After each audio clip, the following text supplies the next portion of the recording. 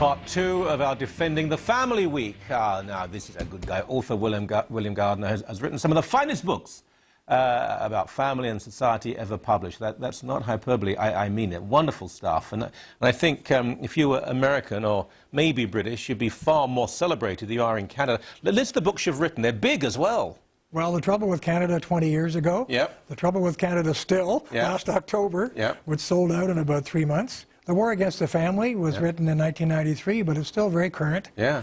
And it's interesting, actually, being on this show, because when I wrote that book, I predicted homosexual marriage, and I was accused of being a extremist conservative, because I actually wrote that in this book, and here we are. And this is the new edition of The War Against the Family. Yes. And available Amazon, I should think, and good and bad bookstores. The War Against the Family. Now, what we've done this week is to try and establish what family is, not the Hollywood version, and why it is under siege and why it has to be defended. Let's start with some definitions. I did this last night as well. What do we mean by family? Well, I don't know what you mean or what Canada now means. I think it means the union of any two persons. Problematic definition to begin with, because you know, union has its root in conjugality, which means to join. You know, but you can't join two penises or two vaginas. So good Lord, sir! Good Lord! That rules out all that. But nobody's going that far or thinking But people do see that as a starting point or maybe a finishing point. People would say, well, it's irrelevant. Love is the only criteria, the only litmus test for a marriage. Is do people love each other? Now, they immediately qualify that because they will say, well, no, obviously not more than two people, obviously not if they're in some way related, obviously not if one is particularly young. So they're quite arbitrary in their definition, but right now it's love. That's all that matters. Yeah, well, I often get this pushback when I go out and give talks on the family and the war against the family. And I always say, well, what's love got to do with it, in the sense of, why should the government care whether you love anybody or not? I'm enough of a libertarian to say, butt out of my life. But when I think of the longevity of our civilization, I come back around and say, the state does have a vested interest in making sure that civilization survives. And that's the only door that I can open to having state involvement in marriage, which goes back to the whole business of a procreative basis for marriage. So a marriage is not a family. You know, it's two people who love each other or who are legally married or live common law, whatever.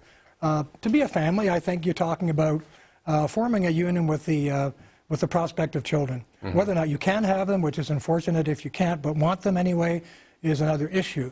But for most people in the world, I mean, about 95% of all married couples do have children. Yeah, and so this is an important point, because people will live together. It's not my business at all. People with the same gender, different gender, it's just irrelevant. You live together, as long as it's within the law in terms of age. Right. But we're told now, no, it's a human right to be married, and if you have it, we want it too.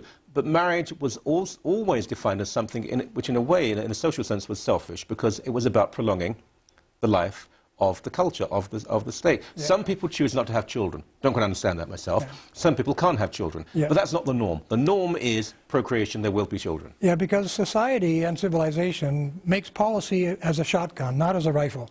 You know, sometimes the little pellets miss the target, but in general it's going to hit. And that's why states have gotten involved in marriage and trying to help marriage survive. However, I should add to this comment that in the last 30, 40, or 50 years, it's kind of gone the other way. The egalitarian state, which is what we live with now. I mean, we started as an executive state, you know, the BNA Act, rules of conduct for the provinces and so on. That was it. That kind of state said nothing about how you live or should live. Then we got into the welfare state. Oh, gee, we need to help the poor and all the rest of it who can't make it on their own. That was the pre- and post-war period in North America, at least. And now we're into the managerial state. You know, the idea of statism, or the state managing everything. Now, what's the problem with the family in relation to a state like this? Well, the family is the primary organization for the creation of individual and private differences. Some families have hard-working kids. Some families have very lazy ones. Some have bright, some have stupid, et cetera, et cetera. It goes on, and some wealthy, of course, and some very poor. It goes on. So if you have an egalitarian state in which you want everyone to be more or less the same so that you can organize them as a state, well, you try to get rid of those differences, which means getting rid of the influence of the private family. How do you do that? Well, you redefine it. In fact, you can define it out of existence. For example, a union of any two persons has nothing to do with procreation or heterosexuality or the creation of a family. And then you can tax it like crazy, so that it's impossible for those who do have children to raise them at home themselves. You make it sound sinister. You make it the politicians I know who do believe in taxing family, they're not even clever enough to have some sort of deeper ideology and agenda. They just think it's a way to get money. Well, that may be. But I don't think it is. I think it's, I mean, look at Sweden. If you look at the Swedish authorities who converted Sweden from a very conservative nation in the early part of the last century to an extremely socialized nation now, they said the most important thing they could possibly have done was to get rid of the split income before taxation. The shared income, where a husband, say, made $50,000, he would report 25, and his wife would report the other 25, even though she was raising the children at home.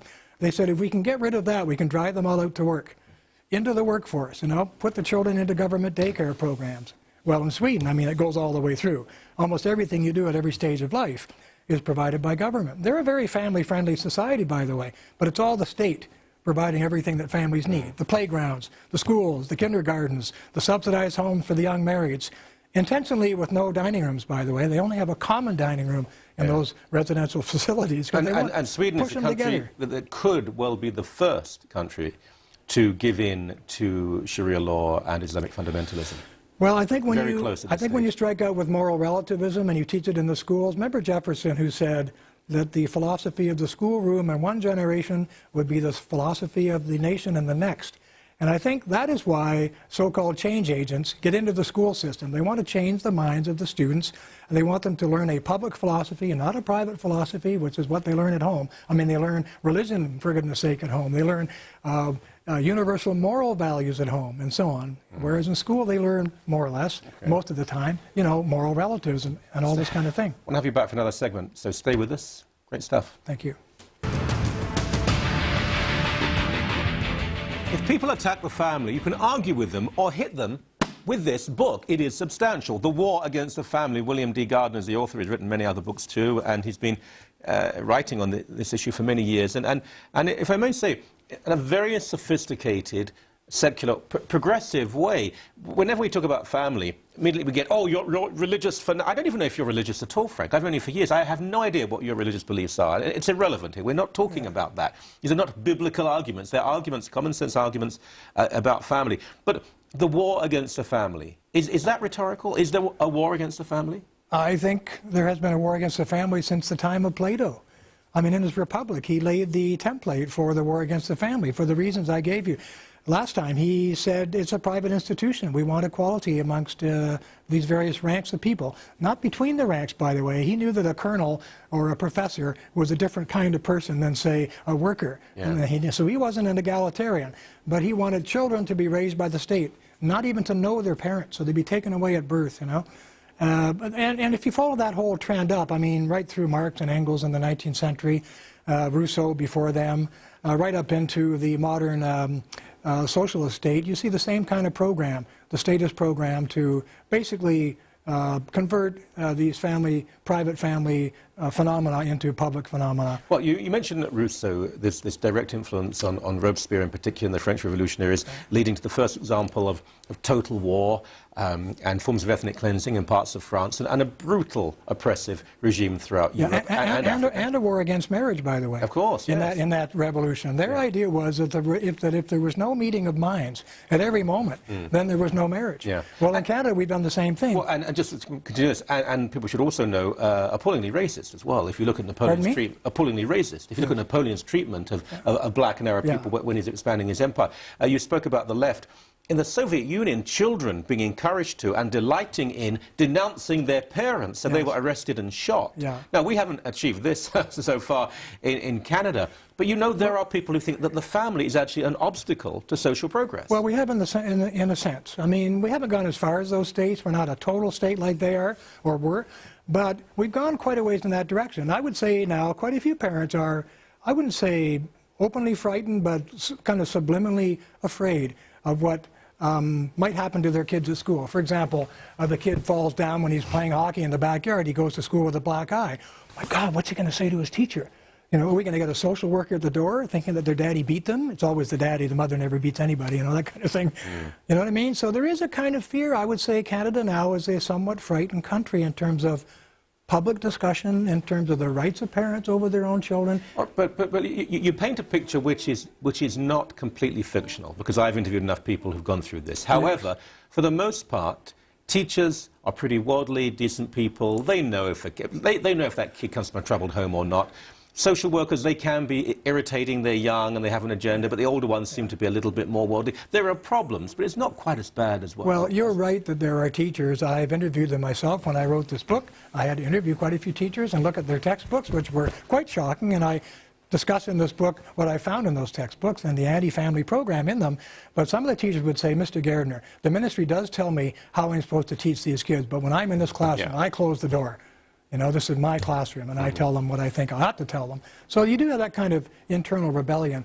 On the other hand, if you go to OISE, and my daughter Ruth Ann went there... Explain what that is. Ontario Institute for Studies in Education. That's where about 600 teachers, or otherwise called change agents a year, are trained. And they go out into the world to wash those little brains. And one of the things they do is they teach them that the children, they don't say this openly, but the children are not the property of their parents. They're the property of the state. The state has an obligation to raise them in this egalitarian way. That is what is taught at OISE. I know it for a fact. I've seen the material. I know a couple of young people, actually they happen to be extremely Orthodox Roman Catholics, who were there being trained, and they have to read the material. They have to write essays that tend to be obsessed with transgendered issues, with radical gay issues, but at the same time, they get their marks. They have to effectively lie to qualify, and as soon as they do, they then say, to hell with that. Yeah. Well, some do, but some believe it. You know, I guess the larger question might be, given that what you're saying I think is very probably true, is that why do we have a college of education, right, which is marching along according to this fixed ideology, attracting students who don't believe it? If what you're saying is true. That's a very strange situation in itself. It is, isn't it? I mean, and you're probably right that a lot of the teachers, not maliciously, but they do, I suppose, assimilate some of the information. You'll love the story, Michael. When my daughter was there, she was jabbed in the ribs because she was objecting by a Romanian who was about 50 years old. And he fled Romania. He jabbed her in the ribs. He said, "Ursan," he said, "keep quiet." She says, "Why?" He said, "Because I have been through this already." He said, "When I was in Romania," he said, "I translated George Orwell's Animal Farm," you know, the book Animal Farm, into my language," he said. "And they chased me out of the country with machine guns at my back." He said, "I have seen all this before, what you are going through," meaning in Canada. This gradual change in the ideological fabric of the nation. And if people think that we're being far too reactive, and it's not true, there are so many stories of people being told that this is what is being taught, and if you want to qualify as a teacher, it's up to you. And if they object, if they say we don't accept this, they'll either be marked down, they'll be failed, they'll get a bad grade, or there'll be a talking to. Not all of the staff, but enough. And those who have the agenda seem to be the most aggressive of anyone else in the college. So the book is called The War Against the Family. It's available pretty much everywhere, and thank goodness you're around. Thank you, my friend. Thank you.